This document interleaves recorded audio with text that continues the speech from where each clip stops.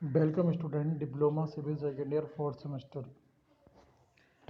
Subject irrigation engineering. तो irrigation engineering में पढ़ा रहे थे।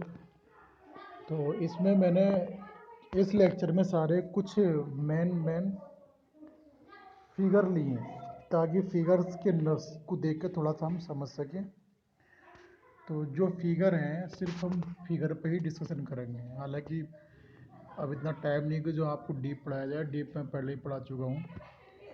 तो कुछ फिगर हैं जिनका मोस्टली ज़्यादातर नाम हमें बहुत ज़्यादा ऑब्जेक्टिव क्वेश्चनों में सुनने को मिलता है, और कुछ मेन मैंने फिगर ली जिसके बारे में हमें थोड़ा सा अध्ययन कर। तो ये तो इसका बुक का पहला पार्ट है। ये किसी डैम का एक फिगर दिखा रखा है। तो सबसे पहला पार्ट हमारा आता है कि कैनाल इरिगेशन सिस्टम। तो कैनाल इरिगेशन सिस्टम क्या है? देखो, इसके अंदर कुछ पार्ट दे रखे हैं। सबसे मेन पार्ट तो सिर्फ ये है, इसके अंदर ये कोई पुल है और पुल के नीचे से कोई ये कोई नदी है। ये हमारी क्या है? एक नदी है। ये एक नदी जा रही है। इस नदी से एक मुख्य नहर निकाली है। ये क्या निकाली है? इससे उन्होंने एक मुख्य नहर निकाली है। मुख्य नहर से ही इन्होंने बहुत सारी डिस्ट्रीब्यूशन माइनर नहरें निकाली। तो इन्होंने इसके नाम दिए हैं कि नंबर 1 कोई बॉन्ड है, बंद है। ये नंबर 1 क्या है? ये कोई बंद है। नंबर 2 बैराज या बियर। नंबर 2 पे बैराज या बियर है। तो नदी के अंदर ही हम क्या करते हैं? बैराज या बियर बनाते हैं। तो देखो यहाँ पे उन्होंने नंबर 2 पे एक बैराज या बियर बना रखा है। नंबर 3 पे हेड रेगुलेटर। ये यहाँ पे नंबर 3 पे उन्होंने हेड रेगुलेटर बना रखा है। तो जो नदी से ही हम कोई मुख्य नहर निकालते हैं। फिर नंबर 4 पे एक्वाडक्ट जल सेतु बनाया उन्होंने।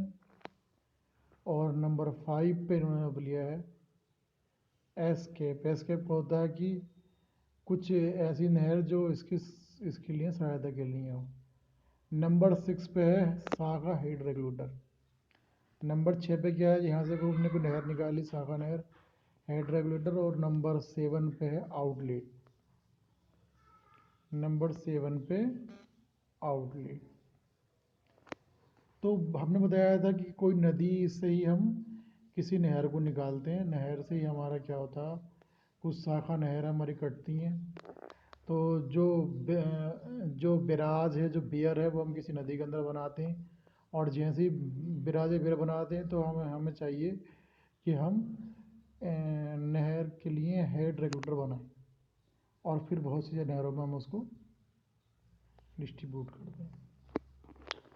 तो जो कहते हैं ना कि वाटर कोर्स, ये कोई पानी का फ्लो हो रहा है। इसमें पानी का फ्लो हो रहा है। तो ये हमारे पास खेत है, ये हमारे पास खेत है।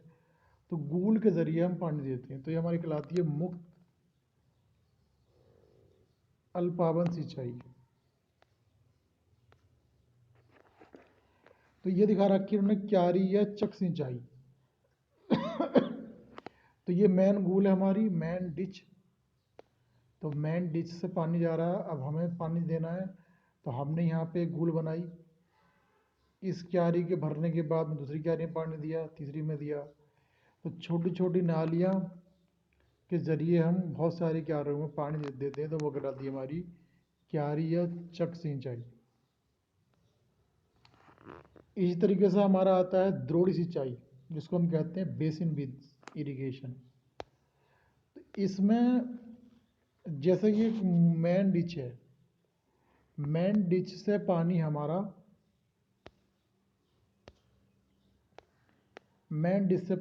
इस वाले पॉइंट में आया। इसके भरने के बाद में यहाँ गया, यहाँ से यहाँ गया, ऐसे यहाँ से आए इसमें, फिर इसमें, फिर इसमें। तो ये हमारी सिंचाई जो होती है बेसिन विधि। बेसिन विधि का मतलब होता है कि पहले वो पानी किसी पर्टिकुलर एक गड्ढे में जाएगा, यानी कि पेड़ की जड़ में जाएगा, फिर इसी से दूसरे जड़ में जाएगा, दूसरी से फिर तीसरी में जाएगा। तो ये हमारी कहलाती है बेसिन विधि। बेसिन विधि जो कि हम ज़्यादातर इसको बाग बगीचों में यूज़ करते हैं। कुंड सिंचाई, जैसे हम आलू उलू बोते हैं, कुंड सिंचाई का मतलब ये होता है कि हमारे जो भी कुंड सिंचाई का मतलब होता है कि कुछ गूलें बना दी जाती हैं और गूल की साइड में ये मिट्टी का पार्ट होता है, इस पर हम खेती करते हैं। तो कुंड सिंचाई में क्या होता है कि इसकी साइडों में पानी डालते हैं, इस साइडों में यहाँ पानी, यहाँ पानी, यहाँ पानी, यहाँ पानी, और बाकी जगह पे क्या करते हैं हम खेती बाड़ी करते हैं। तो कुंड सिंचाई हमारी अलग होती है। कुंड सिंचाई कुंड सिंचाई में क्या होता है कि साइडों से पानी देते हैं, और बेसिन विधि में क्या है कि हम एक जड़ में पानी पहुंचने के बाद में दूसरी जड़ में पानी देते हैं। अतः कंटूर कंटूर मेथड में क्या होता है, ज़्यादातर ये विधि पहाड़ों पर अपनाते हैं। अगर आप कोई पहाड़ों पर गया हो तो आपको देखेंगे कि जैसे कि ये हमारा पहाड़ी ढाल आ रहा है यहाँ पर, तो ये तो अब इस पूरे एरिया पे हमने खेती की, इसका पानी फिर नीचे की ओर ले आएंगे तो यहाँ पे हम करेंगे, फिर नीचे लाएंगे तो फिर नीचे लाएंगे। तो हमारी क्या आती है कंटूरिंग मेथड। कंटूरिंग मेथड्स के ज़रिए हम क्या करते हैं, जो सिंचाई करते हैं वो पहाड़ी एरिया पर करते हैं। तो कंटूरिंग मेथड में क्या है, हम सीढ़ी नुमा खेत बनाते हैं ताकि पानी हमारा एक जगह से दूसरी जगह को आसानी से पहुंच सके।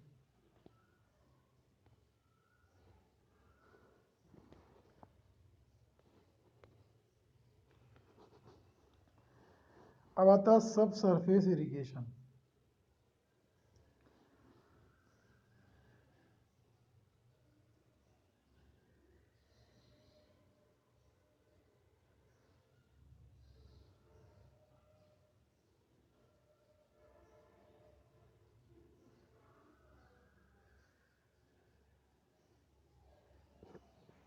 तो सब सरफेस इरिगेशन में होता है सब सरफेस इरिगेशन, इसमें एक पाइप डालते हैं नीचे, और पाइप डालने के बाद में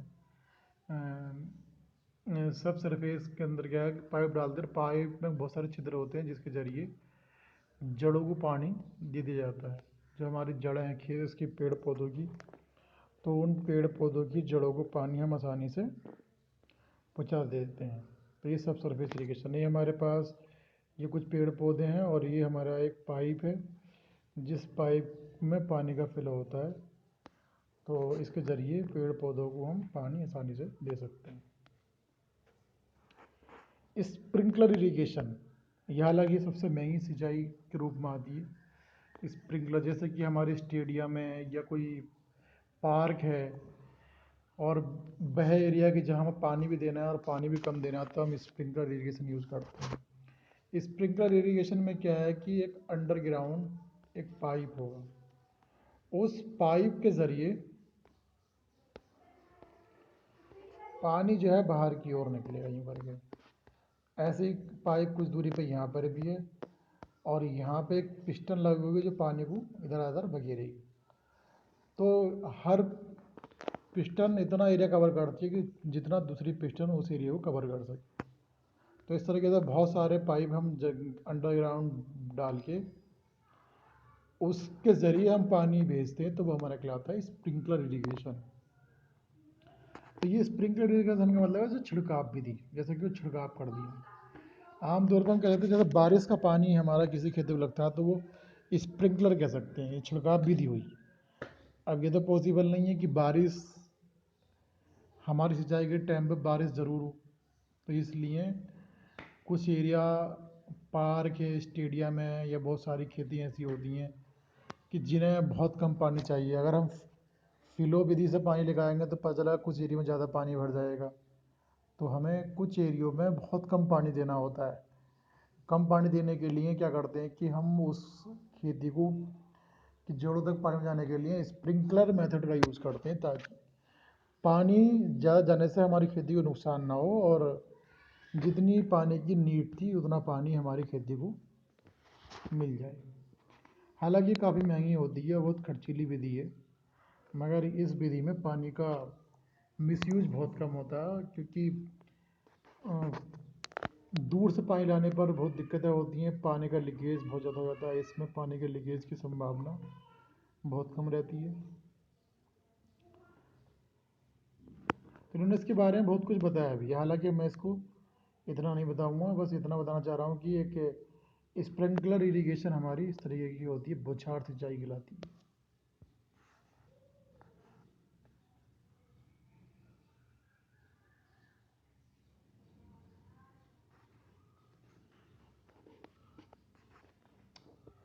अब आता है जी हमारा हाइड्रोलॉजिकल साइकिल क्या होती है, ये शायद मैंने आपको बताया होगा।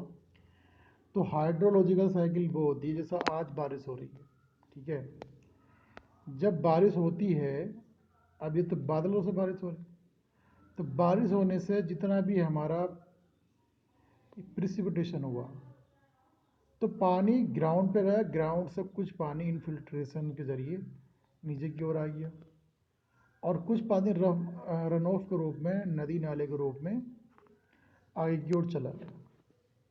अब जैसे बारिश होती है तो सारा पानी तो रन ऑफ नहीं बना, क्योंकि कुछ पानी ज़मीन ने पी लिया, कुछ पानी पेड़ पौधे ट्रांसपिरेशन के ज़रिए ऊपर की ओर छोड़ देंगे, तो सारा पानी हमारा समुद्र में जाकर इकट्ठा होगा, समुद्र में तालाब में इकट्ठा होगा। तालाब से क्या होगा, वाष्प के रूप में पानी ऊपर की ओर जाएगा इवापोरेशन के ज़रिए। सन सूर्य उसको अपने ओर सूखेगा, सूर्य से हमारा ये पानी फिर बादल बनेंगे, फिर हमारा फिर बरसेगा, इस तरीके से ये प्रोसेस चलता रहेगा। तो ये पानी यहाँ से पड़ा, यहाँ आया, यहाँ के बाद यहाँ गया, सन पे गया, सन के बाद में फिर इधर चला जाएगा। तो हाइड्रोलॉजिकल साइकिल का मतलब है जलीय चक्र। जलीय चक्र का मतलब ये है कि जो पानी आसमान से नीचे की ओर गिरा, तो कुछ पानी ज़मीन ने सोख लिया, कुछ पानी हमारा रन ऑफ के रूप में किसी नदी नाले में, तालाब में इकट्ठा हो गया। वहाँ से पानी हमारा इवापोरेशन, बाष्पीकरण के कारण सूर्य ने अपनी ओर खींच लिया, और सूर्य के बाद में फिर बादल बने, बादल बन के फिर वो पानी बरसने लगता है। तो ये हमारी है हाइड्रोलॉजिकल साइकिल, यानी कि जलीय चक्र। प्रिसिपिटेशन, इसका एक फार्मूला भी आता है, सब हम कई जगह लिखा है कि P बराबर प्रिसिपिटेशन की जो फुल P बराबर होता है हमारा प्रिसिपिटेशन बराबर हमारा है, कह सकते हैं हम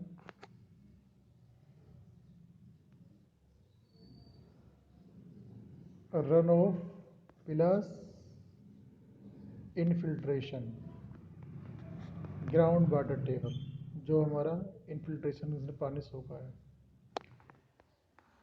तो ट्रांसपिरेशन क्या होता है कि पेड़ पौधे जब ऑक्सीजन लेते हैं तो वो कुछ ना कुछ वाष्प उत्सर्जन के कारण कुछ पानी नमी ऊपर की ओर छोड़ते हैं। जैसे पानी ज़मीन ने पिया, तो अगर 100% वर्षा हुई, सपोज 100% बारिश हुई, तो 100% में से कुछ पानी तो हमारा ग्राउंड ने पी लिया, सपोज 20%, 80% पानी हमारा रन ऑफ बन गया। इस 20% पानी को हमारे पेड़ पौधे फिर ऊपर की ओर ले जाते हैं, और फिर तालाब में पहुंच जाता है। तालाब से फिर इवेपोरेशन के कारण बादल बन जाते हैं।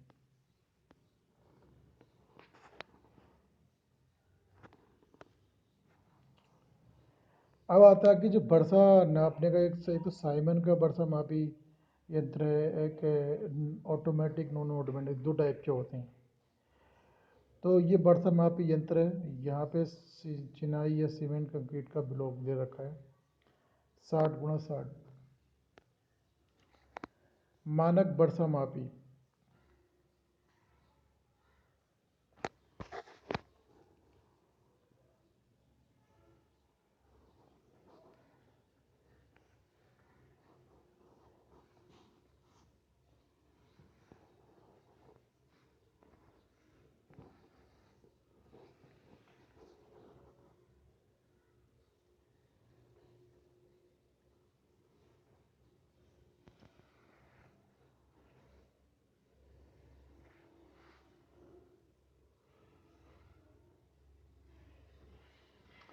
तो मानक वर्षमापी में क्या है कि हमारा एक अंशांकित जार है।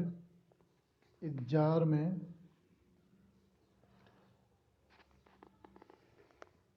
इस जार के अंदर पानी को हम मेजर करते हैं। जितना ही पानी हमारा यहाँ से बरस के इसमें आया है,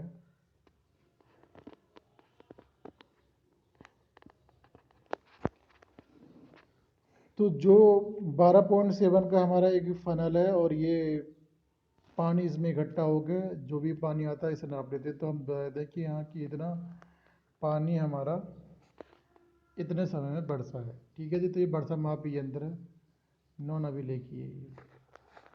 अब आता है कैचमेंट एरिया। कैचमेंट एरिया का मतलब होता है कि कहाँ कहाँ पानी बरसा। अब जाहिर सी मतलब पानी सब में से बढ़ता, तो बरसने के बाद में जहाँ जहाँ फ्लो होता है उस जगह इकट्ठा होकर फिर एक साथ नदी की ओर मूव करता है। तो कैचमेंट एरिया वो कहलाता है। जैसे पहाड़ी एरिया हैं, सब नदियाँ ज़्यादातर पहाड़ी से एरिया से निकलती हैं, तो कैचमेंट एरिया हुआ, बहुत सारा पानी इकट्ठा हुआ और कहीं ना कहीं उसने एक रास्ता बना लिया। जैसे हम देखते हैं कि हमारी छत का पानी किसी नाली में गया, बहुत सारी नालियों का पानी किसी बड़े नाले में गया, और बड़े नाले का पानी किसी बड़े तालाब में, किसी नदी में गया, तो वो हमारा कहलाता है कैचमेंट एरिया। तो ये कैचमेंट एरिया दिखाया उन्होंने, तो यहाँ डैम बना दिया उन्होंने।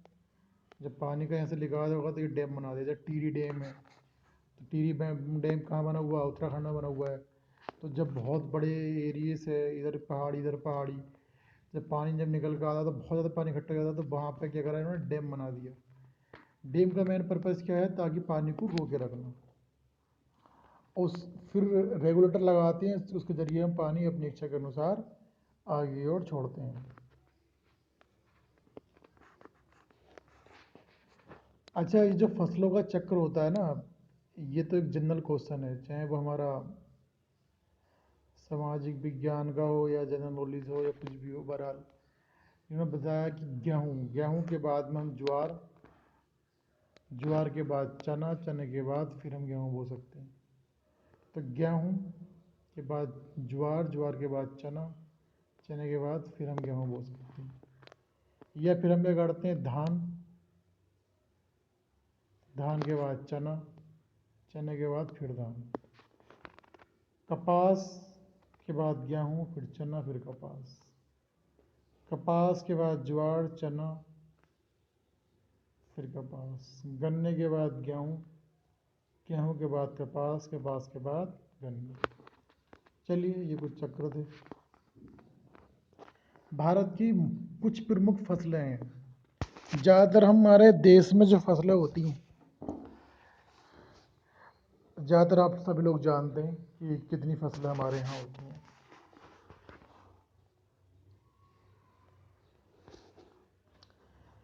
गेहूँ, चावल बड़े पैमाने पर होता है। ज़्यादातर जो हमारे यहाँ खेती होती है गेहूँ, चावल, फिर उसके बाद गन्ना। चना, मक्का, ज्वार, बाजरा, जौ, दालें, अरहर, मूंग, उड़द, सरसों, मस्टर्ड यानी कि मस्टर्ड, अलसी, अरंडी, तिल, चरी, राई, गन्ना, कपास, तंबाकू, चाय, मटर, प्याज, आलू, सन, मूंगफली, टमाटर, बहुत सी टमाटर सब्जी हो गई, आलू आलू हालांकि सब्जी, मटर भी सब्जी हुई। तो मूंगफली को बोलते हैं ग्राउंड नट, आलू पटाटो, मटर को पियस, ऑनियन। अच्छा, क्वेश्चन आता है कि ड्यूटी, डेल्टा और बेस पीरियड में संबंध, relation between duty, delta and base period क्या होते हैं? Duty, delta. तो सबसे अहम बात तो ये है कि डी हमारा होता है ड्यूटी, डेल्टा। तो डी बराबर होता है हेक्टेयर प्रति क्यूमेक में ड्यूटी। ड्यूटी इन हेक्टेयर पर क्यूमेक में मेजर की जाती है ड्यूटी। बी का मतलब हमारा है बेस, दिनों में base period, number of base day of the duty. Delta तो ड्यूटी को शो करते हैं डी से, डेल्टा को शो करते हैं त्रिभुज से, ये डेल्टा बनाया, और बेस को शो करते हैं हम बी से। तो डी मीन्स ड्यूटी को हम जो मेजर करेंगे इसकी यूनिट है हेक्टेयर प्रति क्यूबिक, हेक्टेयर प्रति क्यूबिक। बी दिनों में, और डेल्टा होता है कुल पानी की गहराई। किसी फसल को एक तैयार होने में, बीज बोकर जब तक काटते हैं, जब तक कितना पानी लगा, वो हमारी कहलाती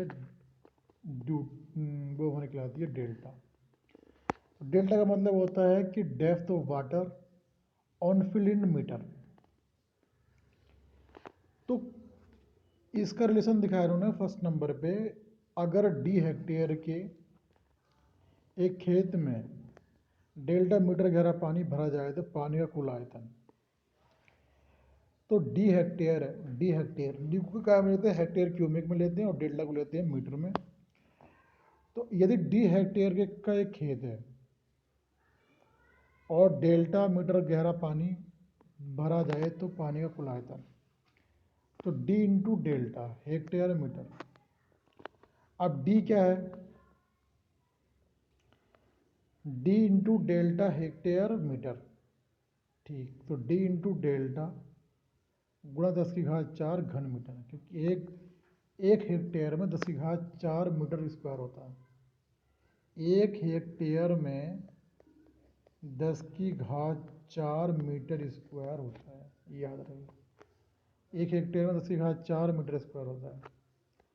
तो डी इंटू डेल्टा गुणा 10⁴ मीटर स्क्वायर, मीटर की घात 4 घन मीटर।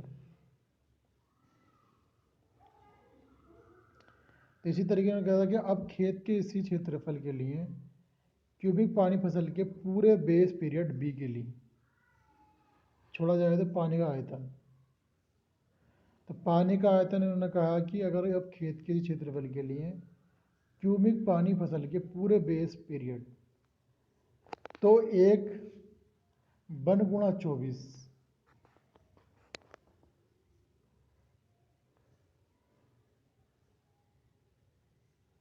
तो 1 गुणा 24 इंटू 60 इंटू बी घन मीटर। तो पानी का आयतन दोनों स्थितियों में समान होगा, समीकरण इतने से। तो डी इंटू डेल्टा 10⁴, तो ये हमारा है कि एक दिन में 24 घंटे होते हैं और हर घंटे में 60 मिनट 60 सेकेंड इंटू बी घन मीटर।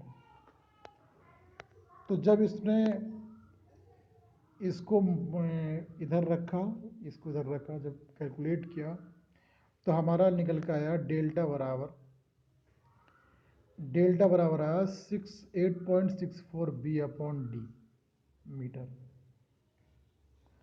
तो 8 पॉइंट याद रखें, 8.64 बी अपॉन डी, ये हुआ हमारे पास डेल्टा का फार्मूला। डेल्टा मीन्स पानी कुल गिरा है, तो डेल्टा बराबर 8.64 बी अपॉन डी, ये हमारा आया मीटर में। और जब हम इसको सेंटीमीटर में कन्वर्ट करेंगे तो हो जाएगा हमारा 864 अपॉन डी।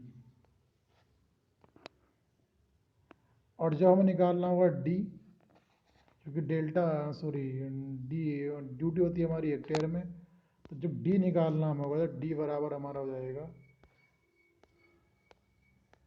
तो डी बराबर हमारा हो जाएगा डी मीन्स ड्यूटी। तो ड्यूटी का मतलब हुआ हमारे पास 8.64 upon delta into B, hectare प्रति क्यूबिक। तो डी ड्यूटी निकाल लिए तो 8.64 B upon delta, hectare cubic में आती है, ड्यूटी काय में आती है, हेक्टेयर क्यूबिक में आती है, डेल्टा काय में आता है, मीटर में आता है। बी किस में आता है, दिनों में आता है। तो यहाँ बहुत सारा कहीं भी फार्मूला पूछ सकते हैं ये, तो फार्मूला लगाने के लिए सिंपल सी बात है कि हमारा फार्मूला होगा D means delta, D means duty, sorry D means duty. जब ड्यूटी हमें निकालनी है तो 8.64 अपॉन डेल्टा, डेल्टा नीचे है तो यानी कि हेक्टेयर क्यूबिक।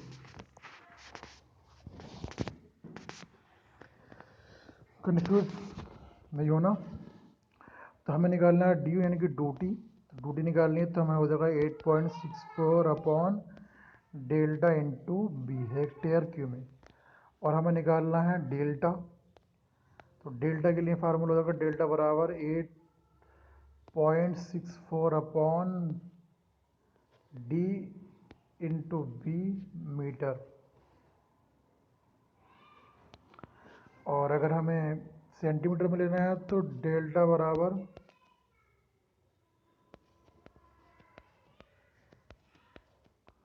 डेल्टा हम क्या में मेजर करते हैं मीटर में, तो मीटर में सेंटीमीटर बात देखिए, डेल्टा बराबर 864 बी अपॉन डी सेंटीमीटर। 864 है तो हमारा ये 864 बी अपॉन डी है, तो ये सेंटीमीटर में आ गया डेल्टा। तो ड्यूटी अगर निकालनी है तो 8.64 B upon delta hectare cubic.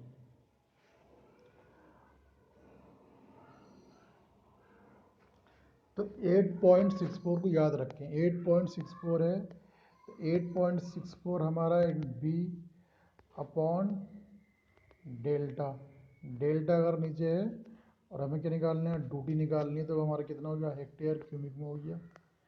क्योंकि ड्यूटी जो निकालते हैं हम, ड्यूटी जो निकालते हैं वो निकालते हैं हेक्टेयर क्यूबिक में, और डेल्टा निकालना पानी की गहराई निकालनी है तो वो निकलेगी सेंटीमीटर में। तो 8.64 बी अपॉन डी,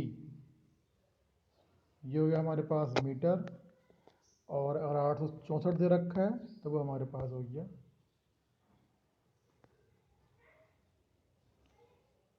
864, यानी कि उन्होंने बोला यहाँ पे 864 बी अपॉन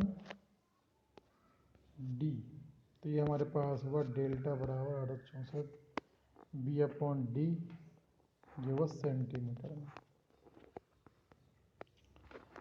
तो ये समझ में आया। इसके बाद हम चलते हैं ड्यूटी से संबंधित जानकारी। सिंचाई पानी में मितव्ययी उपयोग के लिए पानी की ड्यूटी की विस्तृत जानकारी आवश्यक है। पानी की ड्यूटी निम्न प्रकार से अंकित की जाती है। नहरी पानी की ड्यूटी,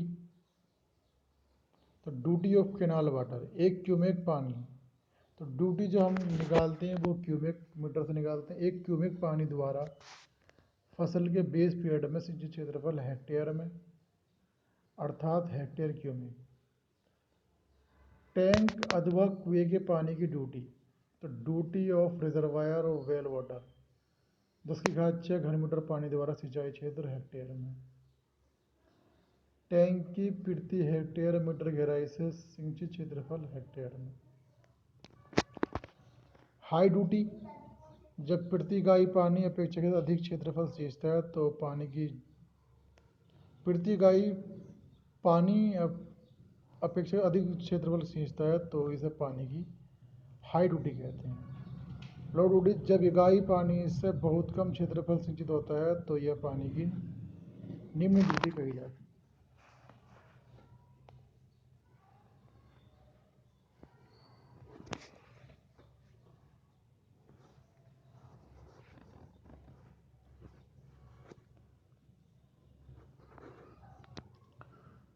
तो यहाँ पे एक मेन कैनाल दे रखी है, मेन कैनाल से डिस्ट्रीब्यूशन कैनाल निकालिए। तो डिस्ट्रीब्यूशन कैनाल निकाली है हमारी, ये मेन कैनाल है, इसे हमने क्या निकाली डिस्ट्रीब्यूशन कैनाल निकाली है। डिस्ट्रीब्यूशन कैनाल से हमने आउटलेट दिया है, आउटलेट दे के हमने वाटर कोर्स, फिर हमने खेत पानी दिया। तो किसी नहर के विभिन्न बिंदुओं पर पानी की ड्यूटी, तो हर पॉइंट पर पानी की ड्यूटी अलग अलग होगी। एक फसल के लिए आधार काल बेस पीरियड 60 दिन है। बेस पीरियड मीन्स बी, तो बी कितना हमारा 60 दिन है। सिंपल सी बात। खेत पर पानी की गहराई डेल्टा कितना है हमारा 40 सेंटीमीटर। डेल्टा क्या नापते हैं हम, सेंटीमीटर में नापते हैं, तो 864 पॉइंट भी लगाएंगे, ठीक है 40। पानी की ड्यूटी का मान ज्ञात करो। पानी की ड्यूटी हमें निकालना डी, तो पानी की ड्यूटी होती है हमारी डी बराबर 8.64 बी अपॉन डेल्टा। ये क्या है हमारी हेक्टेयर में आई। तो बी कितना हमारे पास 60, डेल्टा कितना 40 रख देंगे, तो ये हमारा निकल कर आ जाएगा। तो इसके लिए बस फार्मूला मुझे बताना था कि डी बराबर, मुझे फार्मूला लगाना डी बराबर 8.64 बी अपॉन डेल्टा। तो ड्यूटी गाय में निकालते हैं हेक्टेयर क्यूबिक में निकालते हैं, हेक्टेयर प्रति क्यूबिक। तो हेक्टेयर प्रति क्यूबिक में निकालेंगे तो वो हमें वैल्यू मीटर में लेनी होगी। तो गहराई काय में रखी थी सेंटीमीटर में, सेंटीमीटर को हमने काय में कन्वर्ट करा मीटर में।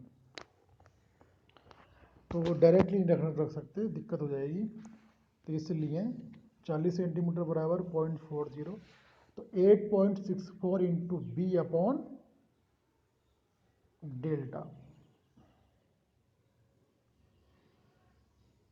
और डेल्टा पूछता तो फिर वो हमारा मीटर में या फिर सेंटीमीटर में निकलता।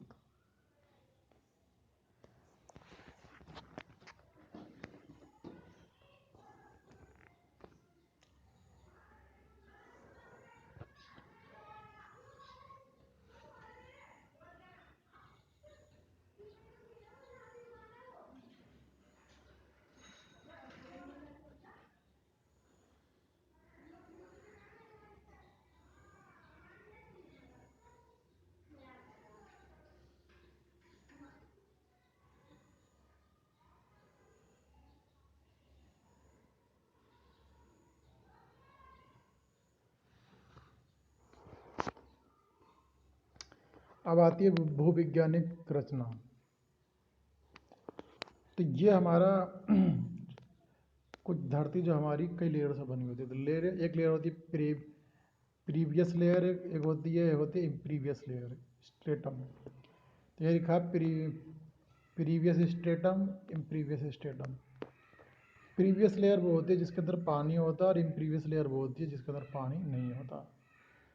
तो ये आप देख रहे हैं कि हमारी जो धरती है इस तरीके से बनी हुई बहुत सारी लेयर्स के रूप में होती है। ये मैंने लेयर बना दी है करके, बहुत सारी लेयर के रूप में। तो एक लेयर में हमारे प्रीवियस लेयर होती है, प्रीवियस लेयर होती है हमारी एक, और एक लेयर होती है हमारी इम्प्रीवियस लेयर। एक लेयर के बाद, एक प्रीवियस लेयर के बाद दूसरी हमारी इम्प्रीवियस लेयर होती है। प्रीवियस लेयर में पानी होता है और प्रीवियस लेयर में पानी नहीं होता। तो जब हम कोई, अब यहाँ तो फिगर दिखा रखी है कि जब पानी बरसता है तो किसी नदी नाले के ज़रिए हमारा पानी नीचे की ओर भी रिसकर चला जाता है, या फिर कहीं पर कोई लेयर का मुंह ऊपर की ओर खुल गया तो वो पानी इसमें चला आता है। मगर मेरा कहने का सेंस ये था कि जब हम कहीं पर कोई बोरिंग करते हैं, ट्यूबवेल खोदते हैं, तो एक लेयर प्रीवियस से इम्प्रीवियस लेयर आती है। जितनी ज़्यादा हम लेयर को काटेंगे, जितना गहरा हमारा नल होगा, उतना ही पानी की उसके अंदर मात्रा बनी रहेगी, चाहे ज़्यादा पानी देगा, क्योंकि जितनी ज़्यादा लेयर्स होंगी उतना हमारा सक्शन पाइप में पानी मौजूद रहेगा। वो हम एक लिफ्टिंग या पंपिंग के ज़रिए उस पानी को आसानी से ऊपर की ओर उठा सकेंगे।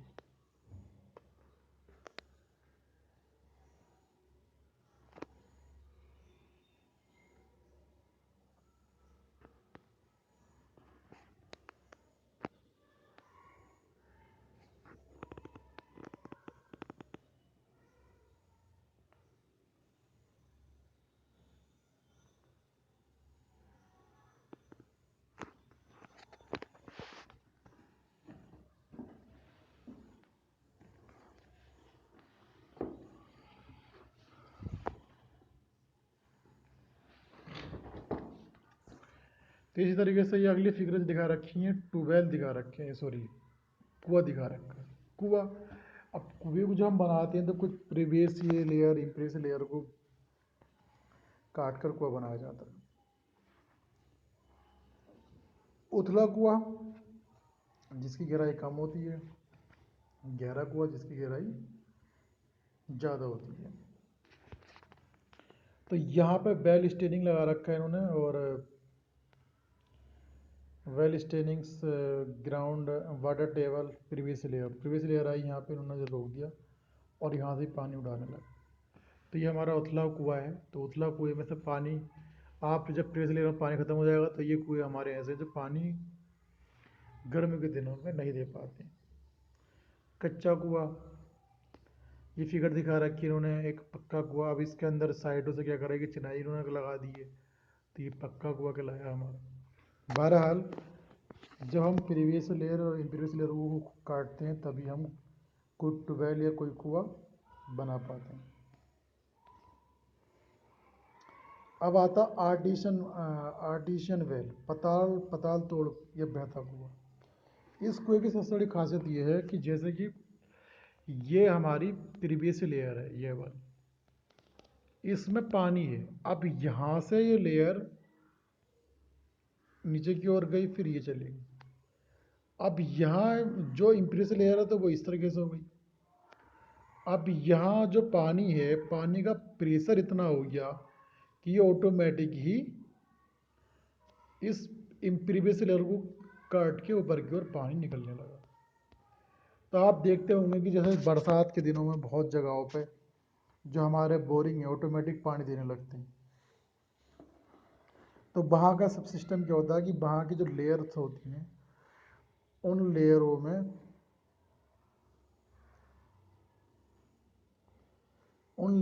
पानी का प्रेशर इतना ज़्यादा हो जाता है ताकि वो पानी ऊपर की ओर फेंकने लगते हैं ऑटोमेटिक।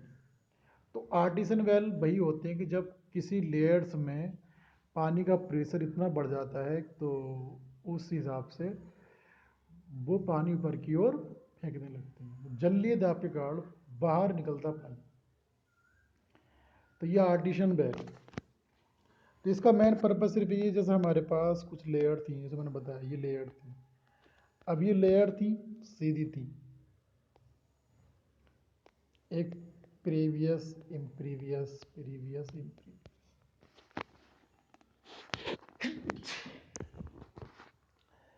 प्रीवियस लेयर में पानी है, इसमें पानी है, बट इनमें पानी नहीं।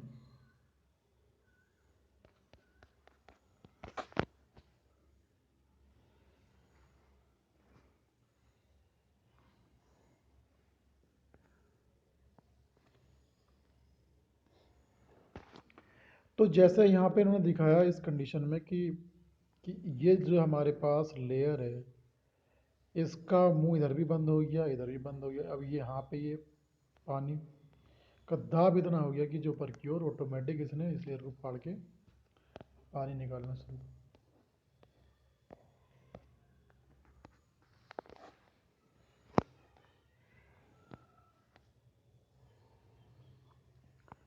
बेल कर्व, कुएं का चक्का डालना। तो बेल कर्व क्या होता है कि जो कुआं होता है उसका हमें पहले एक बेल कर्व बनाना पड़ता है। तो खैर ये एक बहुत लॉन्ग प्रोसेस है जिसको बताना पॉसिबल नहीं है।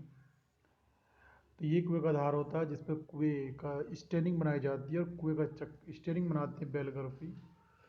कुएं का चक्का लकड़ी, इस्पात या कंक्रीट का बनाया जाता है और बैलगाड़ी के पहिए की शक्ल का होता है। ये चक्का पहले से ही कंक्रीट का चक्का गड्ढे में ही बनाया जाता है। कुएं के चक्के के नीचे गोलाई में लोहे का एक कटिंग एज लगाया जाता है। तो ये हमारे पास किसी कुएं का एक प्लान दिखा रखा है। ये क्या है, कुएं का प्लान है, ये हमारा एक खंड है, सेक्शन। Well staining. अब आता है टाइप्स ऑफ ट्यूबवेल। ट्यूबवेल जो होते हैं हमारे, वो कितने टाइप के होते हैं। नलकूप यानी कि स्टेनर ट्यूबवेल, कोटर ट्यूबवेल और एक होता है हमारे पास स्लॉटेड ट्यूबवेल। स्ट्रेनर, तो जब हम बहुत सारी लेयर्स को काटते हैं, S means strainer, B means अंध pipe, blind blind pipe, P means previous layer, I means A previous layer. तो यहाँ आप इस फिगर को देखें तो बहुत सारी इन्होंने क्या करा, ये प्रीवियस लेयर है, इस सब इन सब लेयरों में पानी है, जो जितनी भी हमारे पास ग्रीन से मैं कर रहा हूँ, इस लेयर में भी पानी है, इसमें भी पानी है, इसमें भी पानी है। तो इन सारी लेयरों में क्या है, पानी। बाकी जो हमारे पास और लेयर हैं, इनमें पानी नहीं है, इनमें पानी नहीं है। अब जब कोई हम ट्यूबवेल खोदते हैं, बनाते हैं,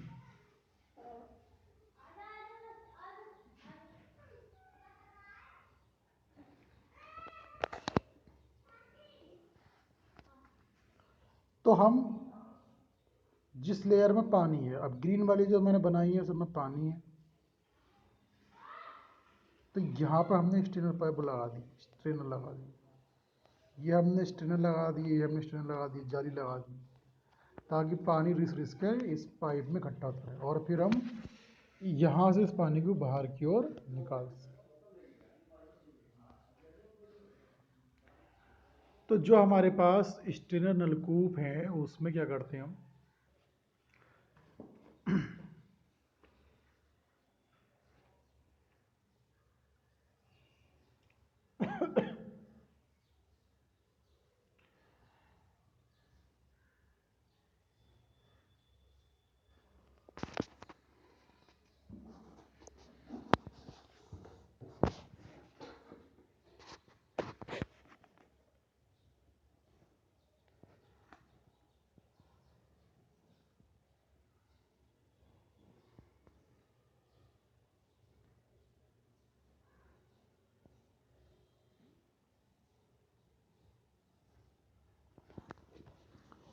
तो जो हमने ये स्ट्रेनर लगा रखे हैं, तो स्ट्रेनर का मेन कार्य क्या होता है कि ताकि इन प्रीवियस लेयर से पानी पाइप में जा सके और ताकि वो हम ऊपर की ओर उस पानी को भेज सकें। तो स्ट्रेनर नलकूप कुछ होते हैं हमारे पास केवीटी, कोटर नलकूप। अब कोटर नलकूप में क्या होता है कि जो सबसे, ये टॉप सोइल आ गई यहाँ पे, यहाँ से देखिए ये टॉप सोइल हो गई, प्रीवियस लेयर, ये प्रीवियस, ये प्रीवियस ही प्रीवियस ही। अब क्या है, यहाँ पर एक केविटी आ गई, तो यहीं हमने इसको रोक दिया। तो केविटी नलकूप में क्या होता है कि एक बहुत मोटी चट्टान आ जाती है जिसको हम नहीं काट पाते हैं और यहीं रोक देते हैं ताकि पानी ऊपर की ओर जाता रहे। तो ये जो स्टेनर नलकूप होते हैं इसके अंदर हमेशा पानी भरा रहता है और इनकी लॉन्ग लाइफ होती है, इसकी लाइफ कुछ कम होती है। इसी तरीके से स्लोटेड नलकूप, स्लोटेड नलकूप में क्या होता है कि बहुत सारे इसमें स्लॉट होते हैं।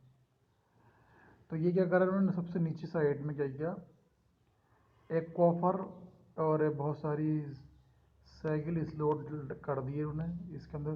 जैसे हमारे पास कोई पाइप है, सपोज ये हमारे पास एक पाइप है, इस पाइप में इन्होंने क्या किया, स्लॉट कर दी इस टाइप से ताकि पानी इसके अंदर जा सके। तो स्लॉटेड नलकूप,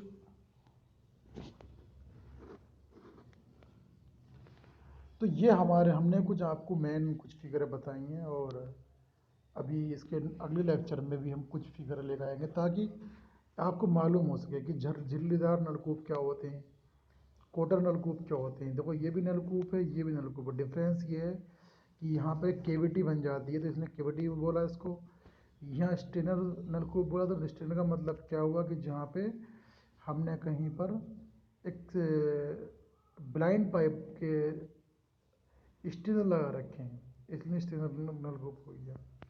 इसमें बोला भी है कि इस प्रकार के नलकूप में भूमि की अनेक पारगम्य और अपारगम्य परतों को भेजा जाता है पारगम्य जलधारी परतों के सामने छिद्रित पाइप, जिन्हें स्टीनर कहते हैं, लगाया जाता है। जहाँ पर हमारे छेद वाले पाइप हैं तो वो पारगम्य लेयर्स में लगाते हैं। ब्लाइंड पाइप वहाँ लगाते हैं जहाँ पर हमारी एपिर्वेसी लेयर है, इम्पिर्वेसी लेयर।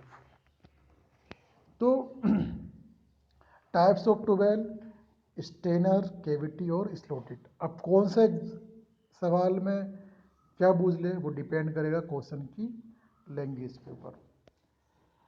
तो स्टूडेंट, ये हमने बहुत सारे आपको फिगर बताएं। ये आर्टिशन वेल है, जो पानी खुद ब खुद निकलने लगे, कच्चा कुआं, पक्का कुआं। तो कुएं दो ही टाइप के होते हैं, गहरा और उथला कुआं। तो ये भूवैज्ञानिक रचना दिखाई इन्होंने कि पानी प्रीवियस लेयर में चलता है और प्रीवियस लेयर में पानी नहीं चलता है। तो ये आपको याद रखना चाहिए कि ये फार्मूला हमारे पास अगर है कि डू टी डेल्टा और बेस पीरियड में संबंध क्या होता है। डू टी हम हमेशा डू टी को जो हम निकालते हैं हेक्टेयर पर क्यूबिक में, बी हमारा दिनों में और डेल्टा हमारा मीटर में या सेकंड में। अगर हमें फाइंड करना है क्या डी, डी मीन्स ड्यूटी, तो ड्यूटी हमें हेक्टेयर में चाहिए। तो 8.64 B upon delta hectare cubic में होगी, ठीक है। डी बराबर हेक्टेयर क्यूबिक, और हमें चाहिए डेल्टा। तो डेल्टा होता है हमारा गहराई, तो 8.64 बी अपॉन डी मीटर, और अगर 864 बी अपॉन कर दोगे तो वो हो जाएगा सेंटीमीटर। तो इस पर हमेशा क्वेश्चन बनता है, very very very very most important derivation है ये। आप इसको न्यूमेरिकल भी आप देख सकते हैं, मैंने बताया कि न्यूमेरिकल था, तो आप न्यूमेरिकल भी इसके लेवल लगा सकते हो, नहीं तो इस फॉर्मूले को ढंग से याद कर लीजिएगा। इसमें तीन तरीके से उन्होंने फार्मूला दिखाया, तीनों तरीके से क्वेश्चन को पूछ सकता है एग्जाम के अंदर, एक ये हो, एक ये हो और एक ये हो।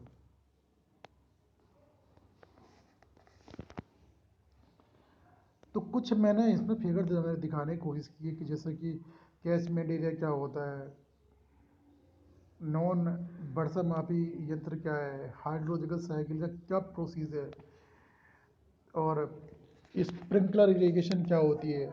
ये सब मैंने आपको बताया कि सब सरफेस इरिगेशन क्या होती है, और कंटूर मेथड क्या होता है, बेसिन विधि क्या होती है, कुंड विधि क्या होती है, और क्यारी चक विधि क्या होती है, मुक्त अवलंब विधि क्या होती है।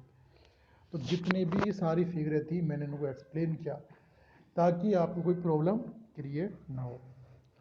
तो स्टूडेंट, अभी मेरे पास इसका भी और भी मटेरियल है, ताकि मैं अगले लेक्चर में कुछ और फिगरें लेकर भी उसको कुछ इंट्रोडक्शन उसका दूंगा, ताकि आपके लिए एक ईजी हो जाए आखिरकार स्प्रिंकलर क्या है, केविटी ट्यूबवेल क्या है, और बहुत सारे पार्ट्स ऐसे जो हमको समझ में नहीं आते, तो वो हम उनको जान सकें। अब जैसे हमने बोला कि इरिगेशन के अंदर सिंचाई हमें करनी है, सिंचाई करनी है तो किस किस तरीके से होती है, बेसिन भी होती है, कुंड सिंचाई भी होती है, प्रवाह भी होती है, कहाँ कहाँ। अब जैसे यहाँ पे दिखाया कंटूरिंग दिखा रखा है, पहाड़ों में होती है। कंटूरिंग क्यों होती है, कहाँ पहाड़ों में होती है कि वहाँ एक लेवल एकसार नहीं होता है। स्प्रिंकलर क्यों करते हैं, महंगी खेती के लिए हम स्प्रिंकलर भी करते हैं। तो सबका अलग अलग तरीके हैं, इसलिए कोई भी ऑब्जेक्टिव क्वेश्चन बनेगा तो कहीं ना कहीं आपके बुक के साथ ही सिलेबस के अकॉर्डिंग ही बनेगा। अगर हम पूरी बुक पर कमांड ढंग से कर लें तो कोई भी ऑब्जेक्टिव क्वेश्चन ऐसा नहीं है कि जो हमसे बच के जाएगा। फिलहाल आपको बहुत सारे ऑब्जेक्टिव क्वेश्चन हमने बता दिए, तो उन क्वेश्चनों पर भी आप कमांड करें, क्योंकि इतना वक्त नहीं है। तो बेहतर ये होगा कि ज़्यादा से ज़्यादा ऑब्जेक्टिव क्वेश्चनों पर ध्यान दें, और अगर टाइम है तो बुक की समरी को, बुक की किसी तरीके से स्टडी करके ही आगे बढ़ें, क्योंकि बुक को पढ़ कर ही आप किसी क्वेश्चन का सही कॉन्फिडेंटली आंसर दे पाएंगे, अन्यथा तुक्के ही मारेंगे। तो इसलिए कॉन्फिडेंट अगर हमें आंसर देना है, लॉन्ग लाइफ तक हमें अपने क्वेश्चन को याद रखना है, आंसर को याद रखना है, तो हमें चाहिए कि हम बुक की ही तैयारी कर कर आने वाले एग्ज़ाम की प्रिपरेशन करें और अच्छी तरीके से हल करें। Thank you class.